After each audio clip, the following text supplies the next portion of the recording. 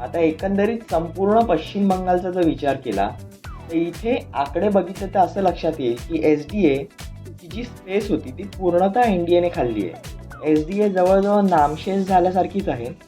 तृणमूल काही प्रमाणात वाढलेली दिसते. एकूण 5 जागा त्यांच्या वाढल्या आहेत. इथे NDA आणि तृणमूलच्या जागांची तुलना केल्यास लक्षात येतं की तृणमूल किती बलाढ्य आहे. पण जर वाढीची गती किंवा ग्रोथ रेट जर बघितला तर NDAची ग्रोथ फार जास्त आहे आणि याच ग्रोथ रेटने जर NDA परत इथे वाढली म्हणजे ह्या वर्षीच्या इलेक्शनमध्ये पण ह्याच ग्रोथ रेटने ते जर वाढले तर तृणमूलला फारच जड जाणार आहे. त्यामुळे मला असं वाटतं की ह्यावेळची पश्चिम बंगालची इलेक्शन किंवा लढत ही फारच इंटरेस्टिंग होणार आहे. BJP किती जागा वाढवते याकडे सगळ्यांचं लक्ष आहे आणि तृणमूल आपल्या जागा किती वाचवू शकते याकडे सगळ्यांचं लक्ष आहे. बघूया काय होतंय. पुन्हा भेटू एका नवीन साईड क्वेस्टमध्ये. तोपर्यंत धन्यवाद.